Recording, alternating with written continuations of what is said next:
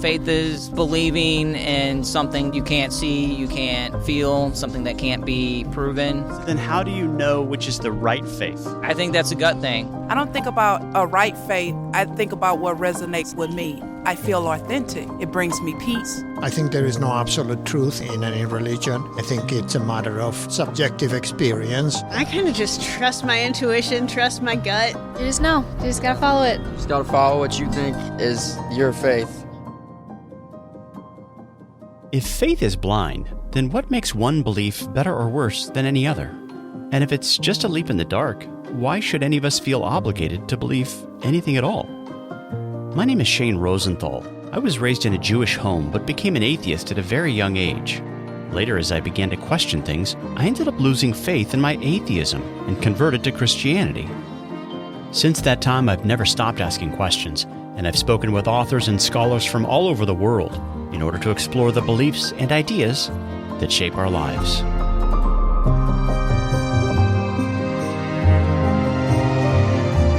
Over the years, one thing I've concluded is this: we're all believers. But because there are so many conflicting ideas and worldviews out there, we just can't all be right. So how do we find the truth? On this podcast, we'll start by asking questions. I'm really just trying to figure out what I believe right now.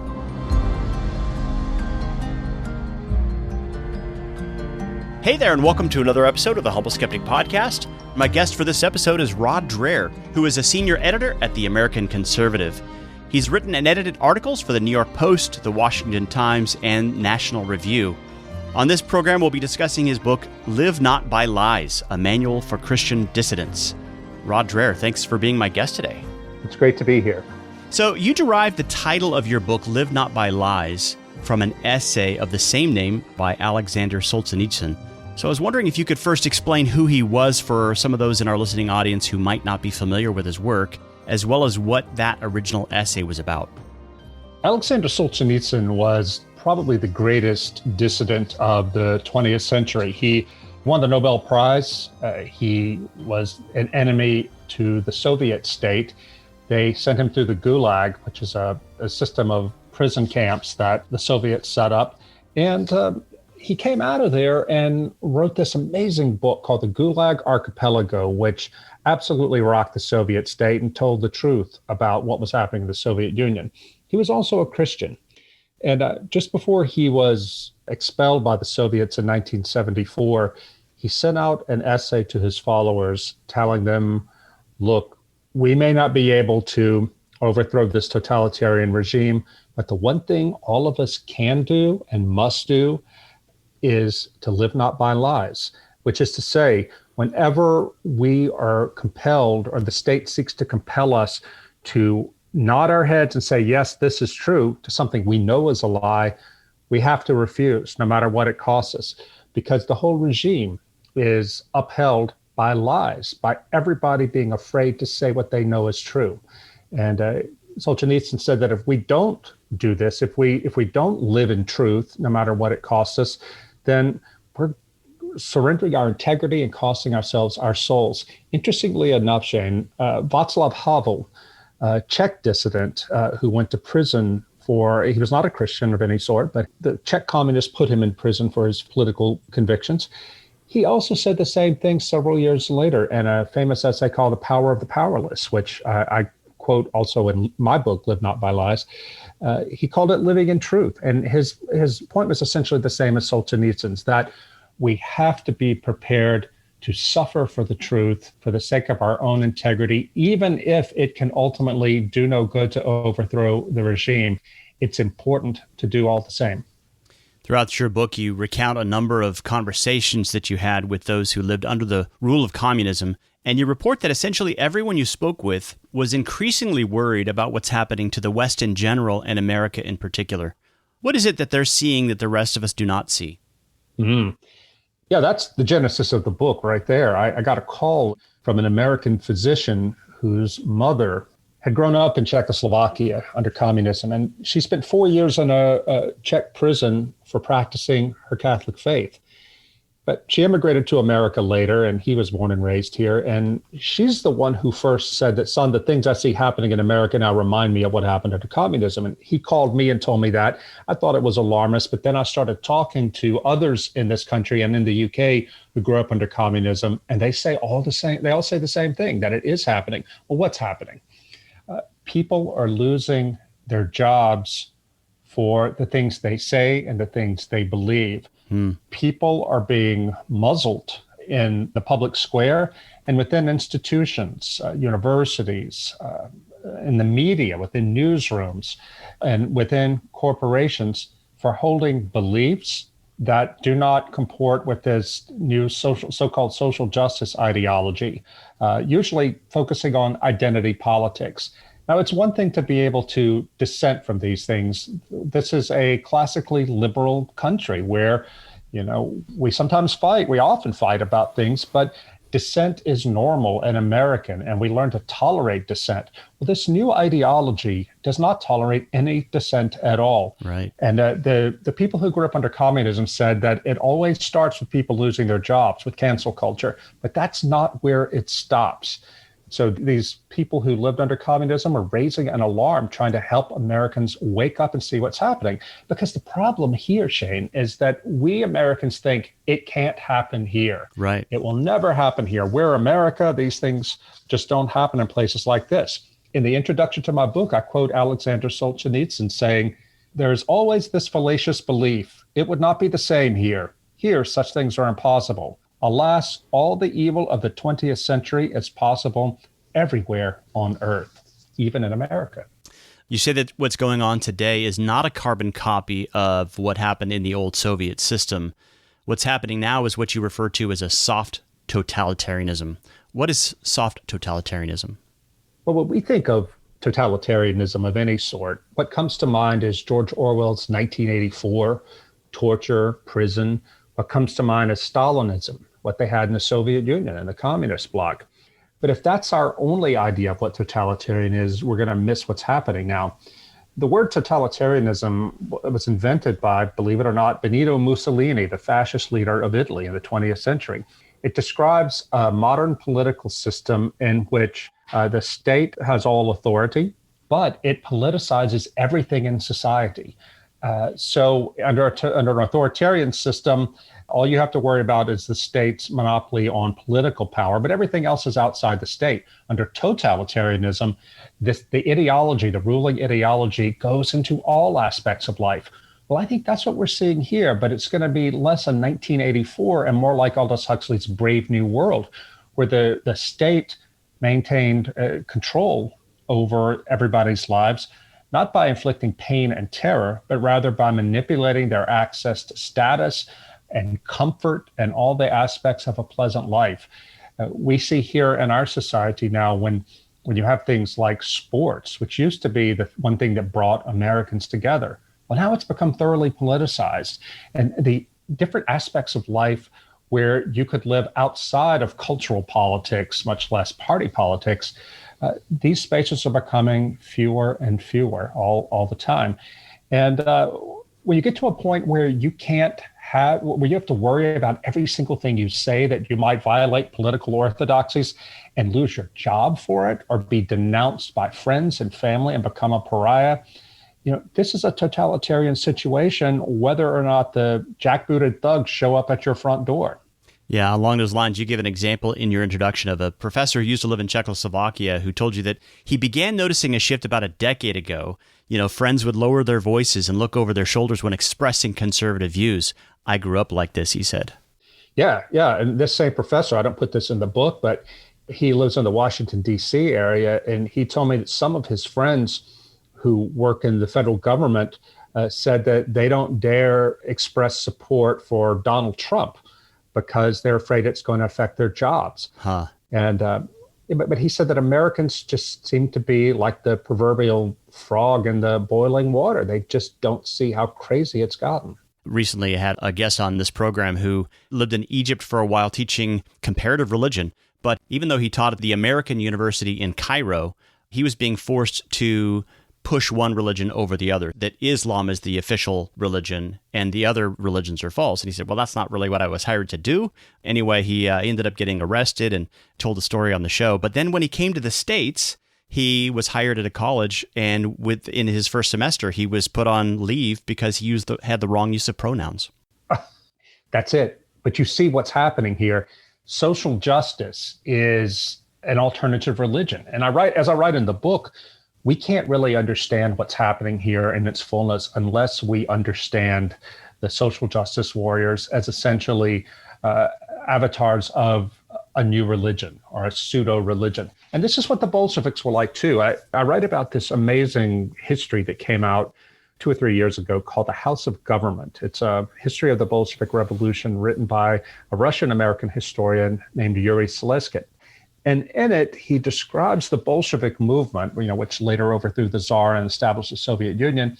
He says that they were like a millennial apocalyptic political cult. Yeah. Right?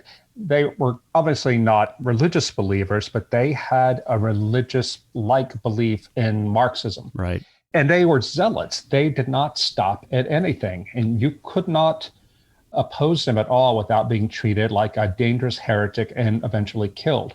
Well, that helped me understand so much our own social justice warriors and the way they approached what they consider to be truth and justice. And I think that this is a dangerous, dangerous thing. But here's the key thing, Shane. They're coming at this through compassion and tolerance, exactly, and diversity and inclusion.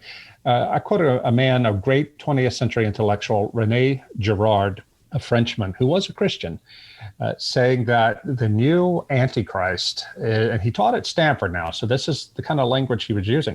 He said the new Antichrist will come in and pretend to be more Christian than Christ.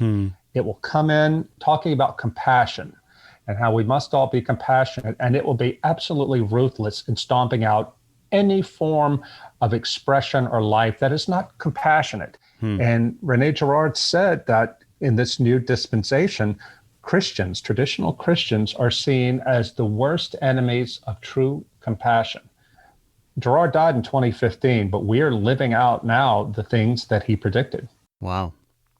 Let's talk about Marx for a minute. Though he despised religion, you refer to him as a kind of secular prophet who you say gave birth to a vision of political economy that uncannily paralleled the promises of apocalyptic Christianity. How so?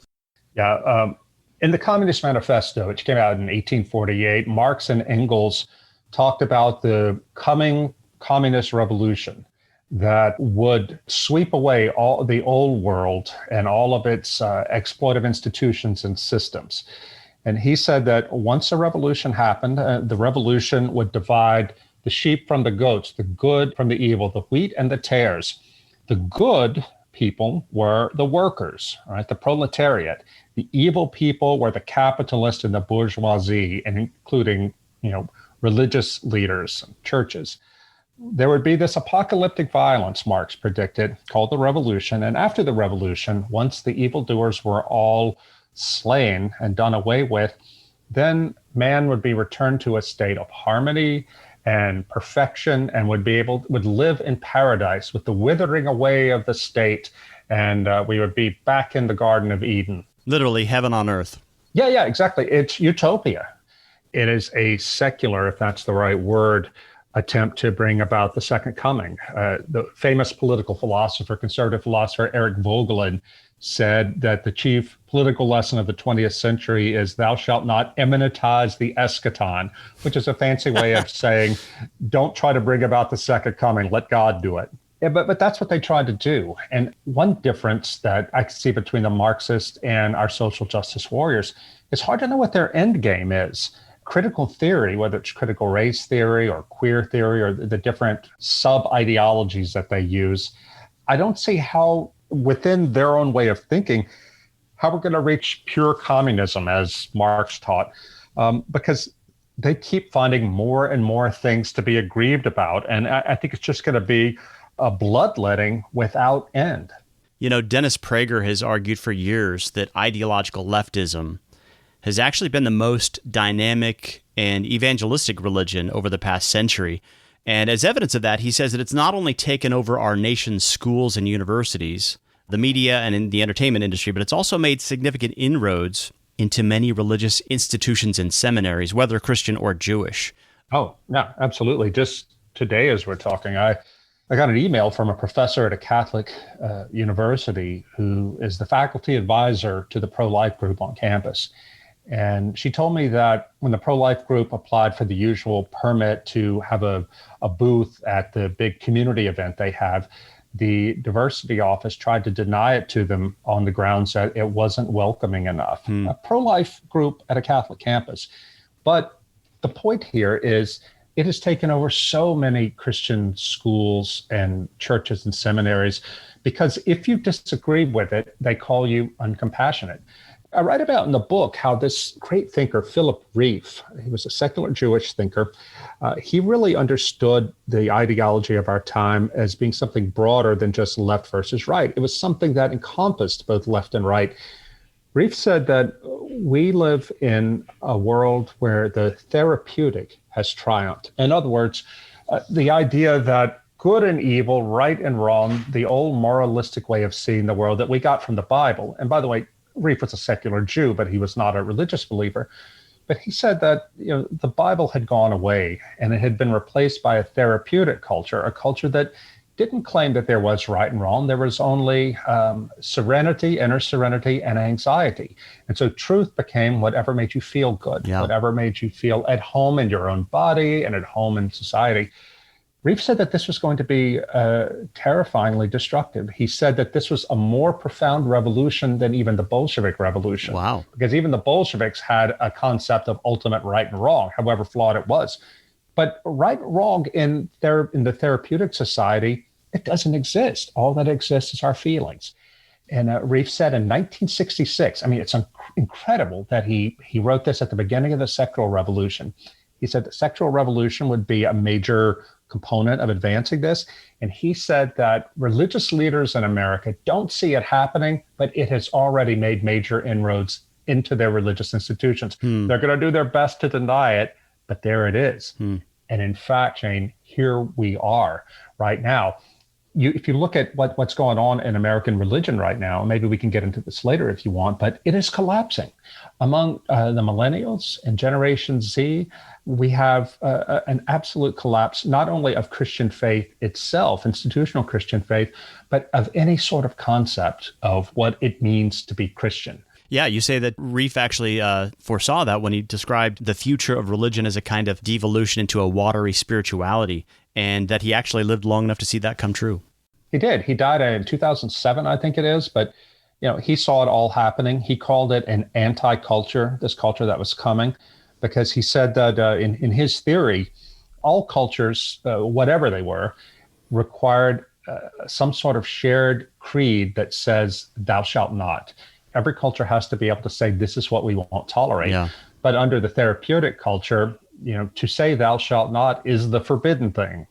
And it's weird, though, because the social justice warriors, they have suddenly a very strong thou shalt not series of thou shalt nots, but they're all built around protecting racial identity, sexual identity, and gender identity. And the rest of us, because we've been so saturated. I mean, I was born in 1967, a year after Rieff wrote this. I grew up in the therapeutic culture, too. I think the rest of us are have been so formed by the therapeutic culture and by the norms of liberal democracy that we can't see the threat coming at us when the threat uses the language of the therapeutic to proclaim its truth and its will to power. Another thinker I think about, along with Philip Rieff, is J. Gresham Machen, who in 1923 wrote his famous book, Christianity and Liberalism. And in that book, he argues that liberal modernism was being substituted for Christianity, but it was essentially Gnostic, individual, private. It's about spirituality. It assumed a whole different picture of God. It denied the sacrifice of Christ. Yeah, well, hasn't he been vindicated? I mean, look around you. It's happening. And one of the reasons I wrote my book, The Benedict Option, was to try to wake Christians up to the threat, to what is happening, what is dissolving our faith from within, even within a situation of liberty, of personal liberty. Live not by lies is sort of a seek sequel to the Benedict option. I think I can say that. But it intensifies things and talks about how these same forces that I identified in the Benedict option, well, they've accelerated themselves, they've concentrated themselves, they've accelerated themselves, and they are coming for us. Here's something interesting, too. I went to Eastern Europe, the former communist countries, as well as Russia, to talk to Christians who had been dissidents in that time and who had gone through real suffering for the sake of the faith.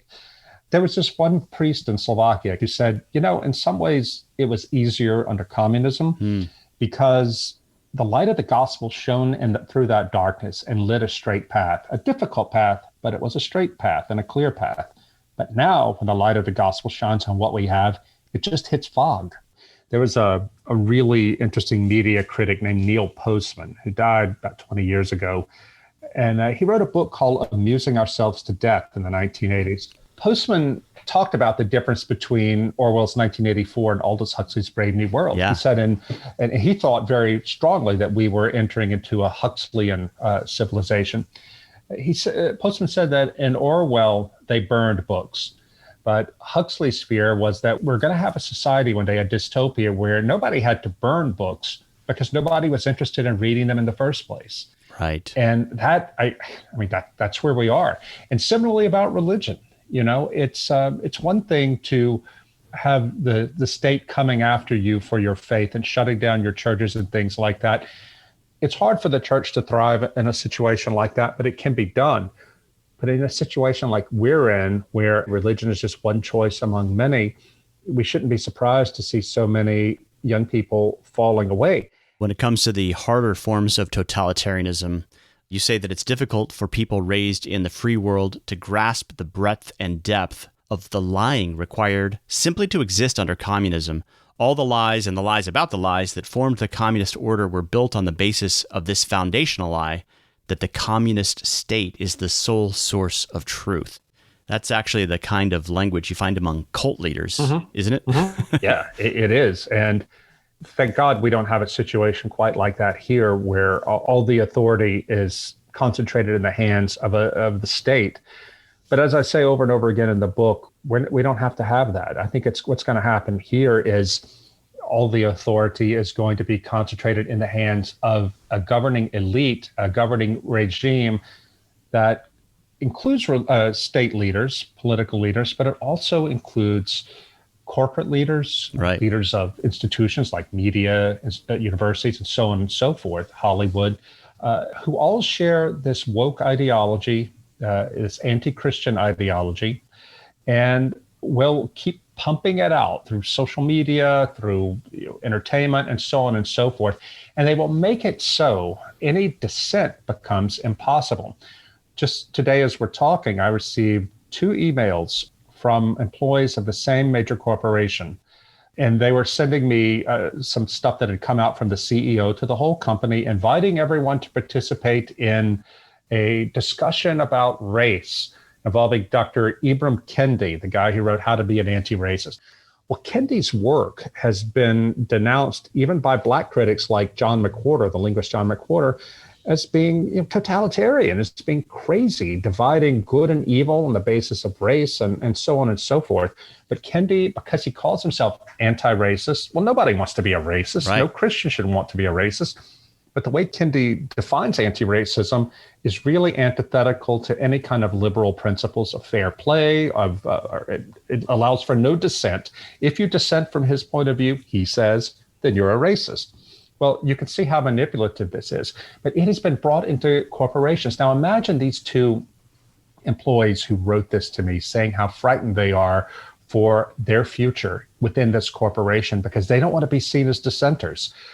This is how it happens over and over. And if you want to rise up in this corporation, you better keep your mouth shut. This is happening in so many corporations. And people begin to internalize this idea that maybe I am a racist if I disagree with this, or if I disagree with it, I better be quiet if I want to succeed. This is how totalitarianism works. It doesn't have to seize you and grab you by the scruff of the neck and rub your nose in the dirt and say, you must believe. People come to love Big Brother by having it come to them throughout the frameworks, the things that give their lives meaning and stories that give their lives meaning. Right. And so they use language of totalitarians, and they use things like these things happening in corporations to make it impossible even to conceive of disagreeing. Yeah, in fact, one person you interviewed said that dictatorships can make life hard for you, but they don't want to devour your soul. Totalitarian regimes are seeking your souls. That doesn't sound merely like an alternative religion or worldview. That sounds demonic, actually. Yeah. In fact, I think that's what's happening here. I think it sounds crazy to talk this way. It really does. I mean, I believe in demons. I'm a Christian, but I don't like to resort to this kind of language to talk about ordinary political and cultural realities. Right. Nevertheless, when I look at the sort of things that are happening now, and you see the teeth bared, right? And it becomes really, really frightening to realize we really are dealing with principalities and powers here. And I think so many well-meaning Christians don't understand what's happening because, as I said earlier, no faithful Christian wants to be a racist. No faithful Christian wants to treat a gay person or a transgendered person cruelly because of their condition. But at the same time, you would be a very poor Christian indeed, and a cowardly Christian, if you were quiet about what you know truth is. Yeah. Because you were afraid. That's where we are. Last year, I watched a documentary about North Korea hosted by Michael Palin of Monty Python fame. And what I found fascinating was the fact that when he initially arrived at the train station, his hosts told him to turn off the camera. And when he was able to turn it back on, he told the viewers what they wanted to know was whether he had any Bibles with him. That was the one question that they wanted to ask off camera. Mm-hmm. That's the one thing that the totalitarian regime can't allow into their country. Right. Yeah. Not do you have any Adam Smith with you, or but do you have a Bible? And somebody was asking me the other day on a podcast, are you planning to write another book? And my idea is that it'll be part of a trilogy, is to write a book about what the Chinese church is suffering. And how they are managing to thrive in their totalitarian situation. Because what happened in the Soviet Union and the Soviet satellite countries to Christians is not the same as what's going on in China. I think that the Chinese church actually has some distinct things to offer to us that the people who endured Soviet totalitarianism don't. And I think that'll be the third leg of the stool, so to speak, the third book in the trilogy. You've talked about social justice a little bit here and there. And one of the things I thought that was interesting about your book was the fact that you say people in the West, Christians even, are confused about this language of social justice. Talk a little bit about the origin of that phrase and how its definition has changed over time. Sure. The phrase was coined by a Jesuit priest who was simply trying to talk about what would a just Christian social order look like. And generally speaking, he said that a socially just social order would be one in which every person in that order had the capacity to live out fully up to their dignity, their God-given human dignity.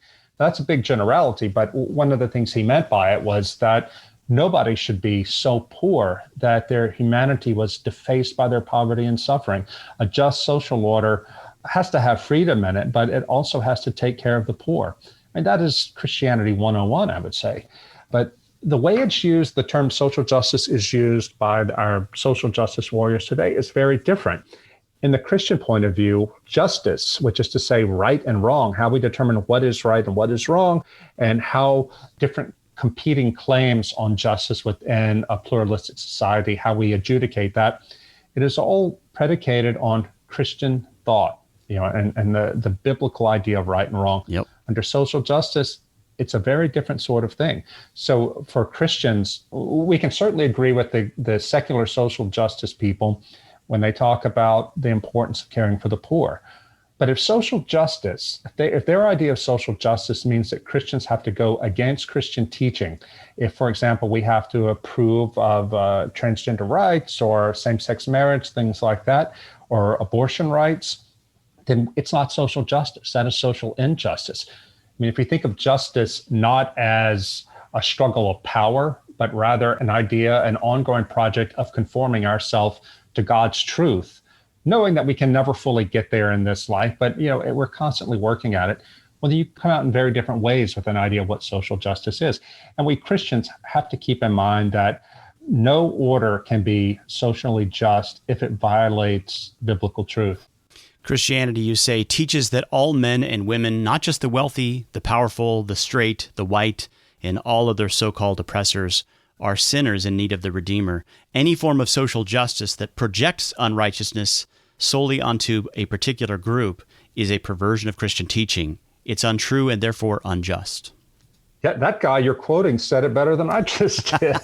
I mean, look, one of the aspects of social justice that we see today proclaimed in our universities and institutions is that whiteness, quote unquote, whiteness is a core problem of a core aspect of social injustice.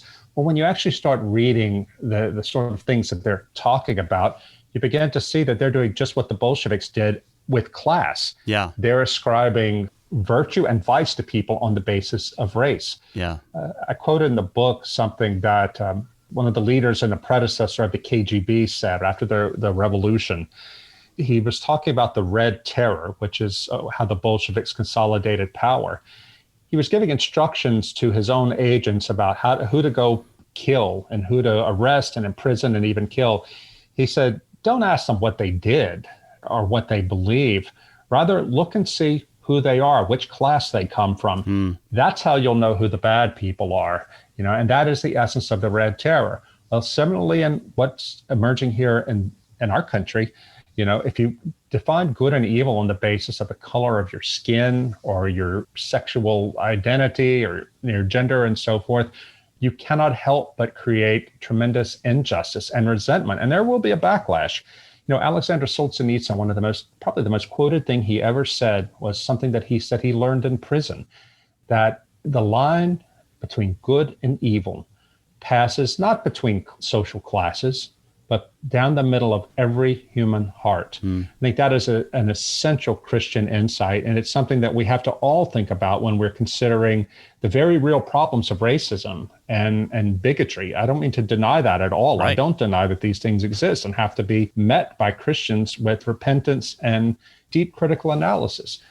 But that's not what's happening with the social justice warriors at all. They're wielding it as a way to get power. It's a weird kind of determinism that the social justice warriors embrace. They say, first of all, that our race, our gender, and all that is intrinsic to our identity and so determinative of our identity that we can't do anything else with it except accept it and live with it. On the other hand, when it comes to sex and gender, they believe that it's completely fluid and that we can make up our minds. If you wake up today and you're a woman, then you're a woman. Right. If you wake up tomorrow and decide, no, I'm a man, you're a man. And so we have to embrace total voluntarism when it comes to sex and gender, but this weird kind of racial determinism when it comes to race. It makes no sense. It becomes this sort of crazy idea that we can construct reality based on language. We could just master that. If we can make people say the right pronouns, and if we can, do things like that, then we'll reach paradise. But what happens is we make ourselves totally neurotic. Right. I remember talking a couple of years ago to a friend of mine, a European who was doing graduate work at Harvard. And I met him in Boston for lunch. I was in town, and he was about to head back to Europe. And I said, so what has been the most important thing you've learned here at the greatest university in the world? He said, the most important lesson I learned was that the American elites are insane. I said, wait, what do you mean? And he said, no, I'm serious. He said that in all my classes, we would have professors. This was at the Kennedy School of Government, where the American elites were trained. He said, our professors would declare certain topics off limits for the whole class because students had come to them ahead of time and said that they felt triggered by these things. And the professors went along with it.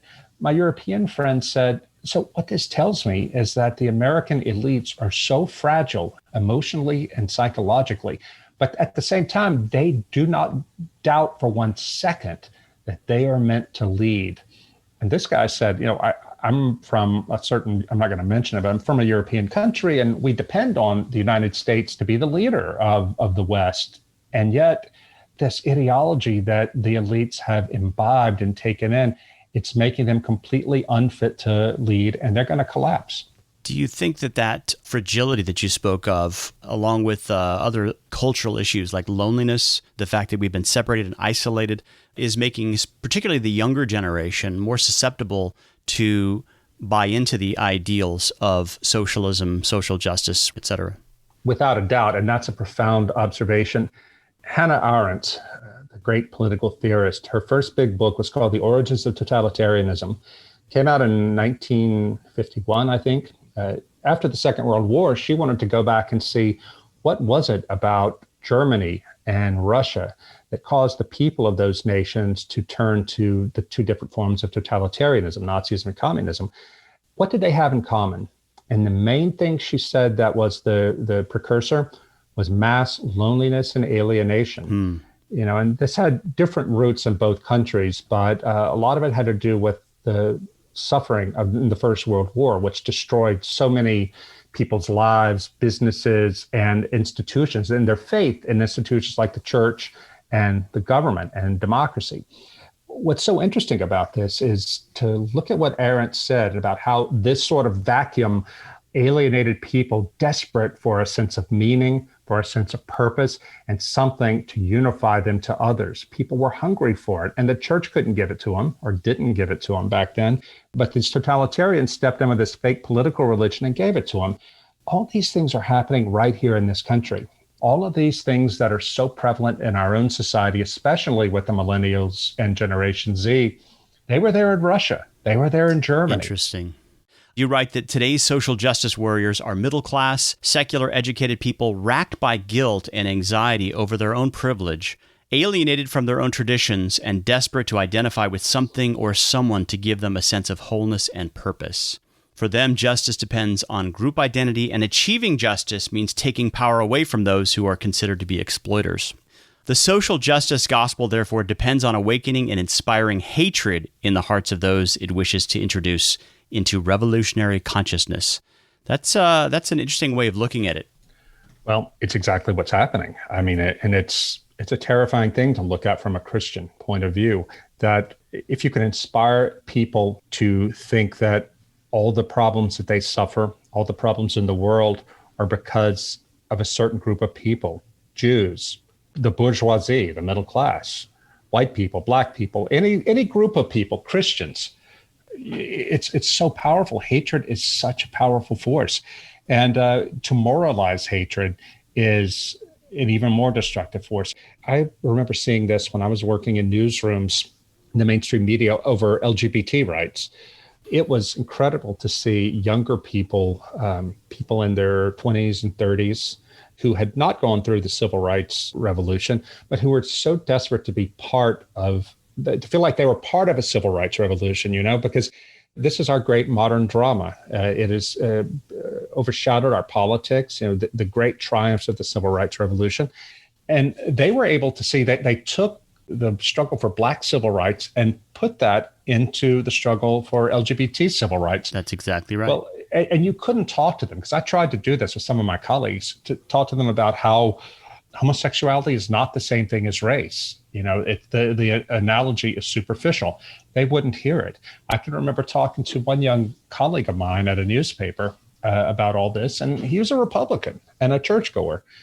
But I said to him, this newspaper that we work for, we treat Christians and conservatives who don't buy into the LGBT line, we treat them really unfairly. We never give them any kind of fair coverage here.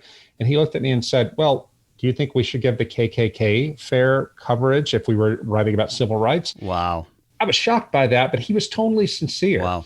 And to him, the people who were opposed to LGBT were no better than the Ku Klux Klan. And therefore, if you didn't hate them, then you were somehow a lesser person. And I've also seen in corporations where I've worked, corporate environments, I've seen guilt-ridden white people in positions of power. Interesting.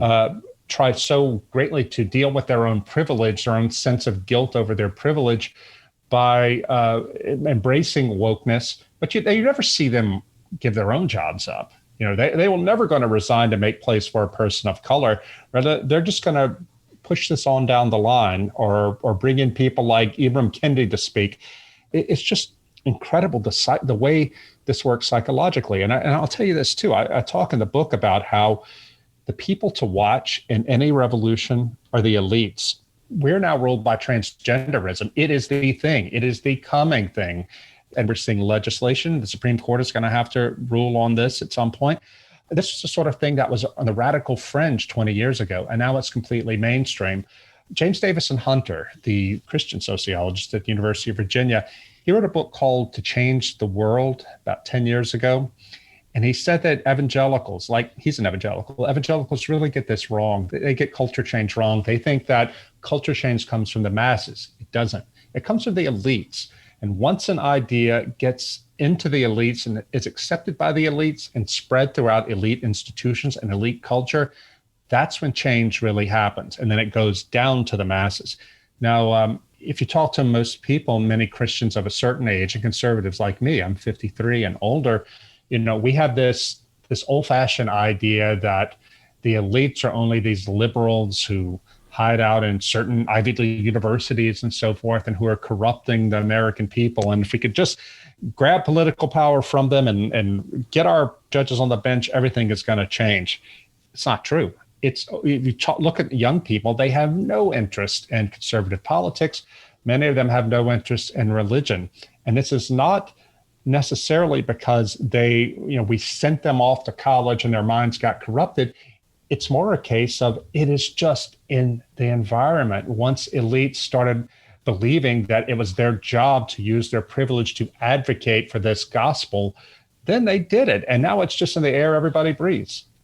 What is woke capitalism? Woke capitalism is a term used to describe the philosophy that has been taken up by most American major companies to promote progressive ideals, progressive social ideologies. In so many companies, this wokeness, as we call it, is being pumped through the corporate culture and also into the main culture, into the culture in general. And it's not even just in the US. When I was in Poland last year doing reporting for this book, I talked to Polish Catholics who worked for Polish branches of American corporations and Western European corporations, and they were being compelled to participate in the workplace in gay pride celebrations. They all told me that they didn't have anything against gay people, but as Christians, this violated their consciences, but they had to do it or they would lose their job, and they were afraid. So to me, this is cultural imperialism, but that's not how woke capitalists see it. And they might be good Republicans, right? But for big business, all the Republicans have embraced social progressivism. I'll give you one more example. I was at a media conference once and spoke to the publisher of a major newspaper, and his paper had openly taken on a crusading advocacy journalism stance towards LGBT rights. And I remember talking to this guy and saying, this is really not fair. You're really weighting your coverage and being unfair to the other side. And aren't you afraid of losing subscribers? And mind you, Shane, this was in the context of the collapse of the newspaper industry when everybody's subscriber base was falling off a cliff. Right. I said, aren't you afraid of alienating people by this advocacy journalism? He looked at me, and this guy was a Republican, I knew from our previous conversation. He said, we don't need bigots as subscribers. Oh, wow. And I thought, isn't this amazing? Here is a man who is a Republican. This is his own business that he's running, a business that is facing massive challenges, existential challenges, and yet being seen as progressive by his own social set was more important to him than even his own business. You also talk about surveillance capitalism. Why should our listeners be concerned about surveillance capitalism? The term was invented by a woman named Shoshana Zuboff, who was a former Harvard Business School professor. She wrote a book called The Age of Surveillance Capitalism. And surveillance capitalism, she said, is a way of doing business, of making money that was pioneered in 2003 by Google. What Google realized is that every single person who uses the internet generates a massive amount of data every day. Google figured out that if they accumulate enough of this data and find the right algorithms, they can figure out a profile, a sales profile of each person, and sell that data to other marketing corporations to get them to send the right ads to them. Amazon took this up, Facebook took this up, and it became this multi-billion-dollar business. But it's a business that depends on gathering all kinds of private information about each and every individual and storing it and figuring out how to operationalize it, not only to sell the people things, but to manipulate them into believing certain things. It's incredibly sinister. And if we had a government coming in and doing things like saying, we'll put a listening device in your house, and you're not going to say no to it. We would know exactly what was going on. But 60 million people at least have bought Alexas that listen to your conversation, but they were sold Alexas under the guise of consumer convenience. Right. And this is how it's happening.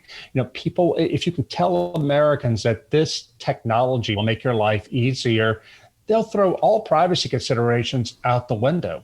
It's so crazy that they're even working on technology using artificial intelligence and facial recognition software that will allow smart TVs to monitor the faces of people watching them and to judge their emotional reactions based on the AI software and send all this information back to the smart TV company so they can figure out what exactly about a certain drama or a commercial appealed to people. I mean, this is nuts, and it's not science fiction. It's happening right now.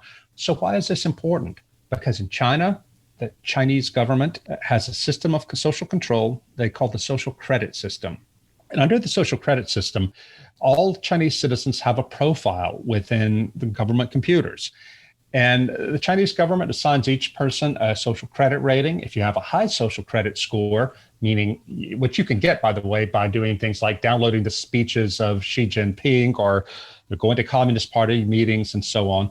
If you have a high rating, you have all kinds of privileges. The best jobs are open to you, the best slots in universities, and so on and so forth. But if you have a low social credit score, based on the data the government gets from all your consumer purchases and the way you move around the city, it's all tracked. If you have a low score, then your kids can't go to college. Interesting. You have so many fewer privileges. And this ultimately matters. This is a way for them to control people without ever having to send the secret police around. But since everything is all wired up, even in China, they're moving to be a cashless society where everybody's daily consumer acting in the consumer marketplace is done by your smartphone.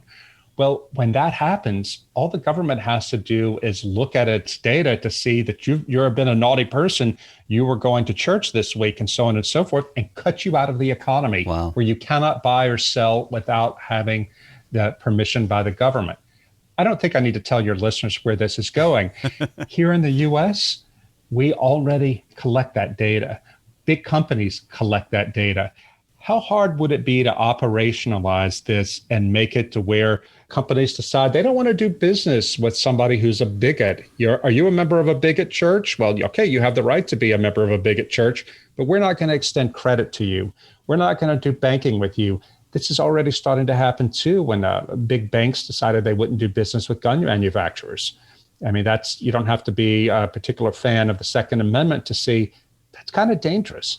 I think the principle, we have the technology there to do a social credit system in America. And I believe that within 10 years, we're going to see the rudimentary beginnings of a social credit system here, maybe even sooner than that. Well, you not only diagnosed the problem, but through many of your conversations with those who lived under communist regimes, you offer some advice to your readers about how to live in the truth. Can you give some examples? Sure. The last half of the book is about that, about this practical advice from people who lived it and who tell stories about it. I dedicate the book to a man named Father Tomislav Kolakovic, who is a Croatian priest who was doing anti-Nazi work in Croatia in 1943. He heard the Gestapo was coming for him, so he slipped out of the country, went to his mother's homeland, Slovakia, adopted her last name, Kolakovic, and began teaching students at the Catholic University. And he told these students, the good news is the Germans are going to lose this war. The bad news is the Soviets are going to be ruling us when it's over. And the first thing the communists are going to do is come for the church. So as Christians, we have to be ready. So what Kolakovic did was bring together devoted young Christians for prayer, for study, not only study of scripture, but studying contemporary social problems and talking about them from a Christian point of view, and also to network around the country, to start these groups all over the country. And they also learned the arts of resistance, like how to resist an interrogation. The bishops of the time told Father Kolakovich, you're being an alarmist. Things are not going to get that bad. But he knew the mindset of the communists because he had studied for missionary work in Russia. And he didn't listen to his bishops. Sure enough, when the Iron Curtain fell over that country, the first thing they did, they came after the church and the priests and the bishops. The groups that Father Kolakovich set up became the backbone of the underground church. Now, I bring him up in this context, and I dedicated the book to him because I believe the way that Father Kolakovich lived is what we have to do here. We have to, first of all, see how serious the situation is in our country and know that this is not going to be just passing. We have to talk with each other about what to do about it, and we have to act together through small groups and networks of small groups. The main lesson, though, I learned from all of them that's so important for the American church is the willingness to suffer. They said, if you are not willing to suffer, really suffer for the faith, you're not going to make it. And this is something that's so important to us because our Christianity has become so soft, so therapeutic. We've been blessed by living in prosperity and freedom for so long that most of us don't really know what it means to suffer. When you talk to people like I did, who really were in prison, who had to worry every time they stepped out in the street that the secret police were going to arrest them because they were Christians, you know that this is what it really means to suffer and bear witness for the Lord. I talked to a man in Moscow, a former prisoner in the Gulag, who was only released when President Reagan and Margaret Thatcher appealed to Gorbachev to let him free. He's an old man now, Alexander Ogorodnikov. He's quoted in the book. His face is still partially paralyzed from the beatings he took as a Christian in the Soviet prison. And when a man like that, who has put everything on the line for the gospel, when he looks at you and tells you, go home and tell the Americans to be ready for this, well, it becomes a sacred charge. Toward the end of the book, you say that a time of painful testing, even persecution is coming, and lukewarm or shallow Christians will not come through with their faith intact.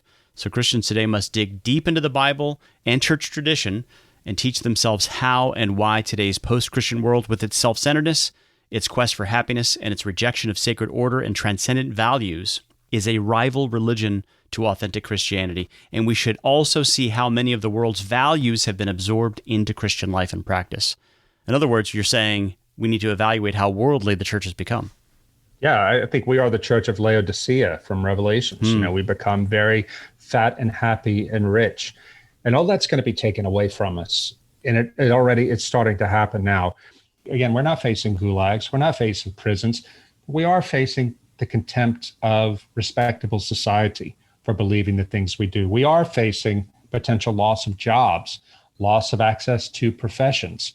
This is coming, but that's no reason to surrender. It is a reason, though, to listen to the voices of these people who have suffered in our own time, who are still alive today. It's a reason to listen to the voice of those around the world in the suffering church.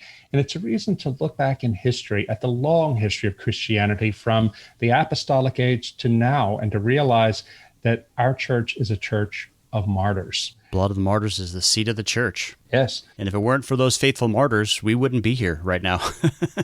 No, and you know, that same Russian priest I was telling you about, his name is Father Kirill Kaleda. He pastors a church built next to a field in south of Moscow where the KGB, in a 14-month period in the 1930s, executed 21,000 political prisoners. Wow. And that there's a national monument there now, thanks to the work of Father Kirill, to make sure the Russian people didn't forget. And the state even built a big church dedicated to the memory of those who were martyred. And Father Kirill told me, he goes, you know who saved the church here in Russia?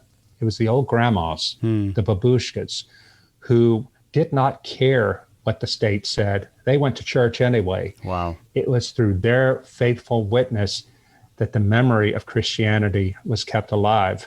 The woman I talked about earlier, Shane, in the podcast, the old Czech woman who told her son she's seeing things happen in this country that terrify her, make her think of communism. She died last year. Her name is Milada Scherger. And I learned more recently about what she had to endure in Czechoslovakia. She was tortured as a young woman, tortured for being a Christian.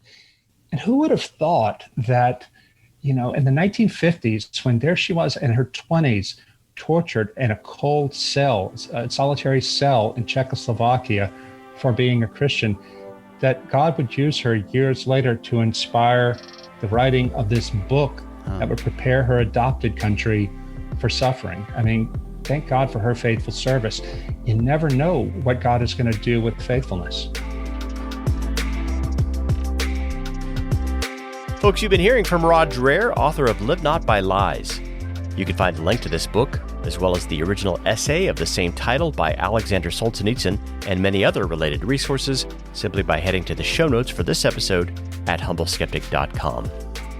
Today happens to be Giving Tuesday, and so if you're a fan of this podcast, we need your help to keep it going. You can find a link in the show notes about making a one-time gift or becoming a paid subscriber through Substack.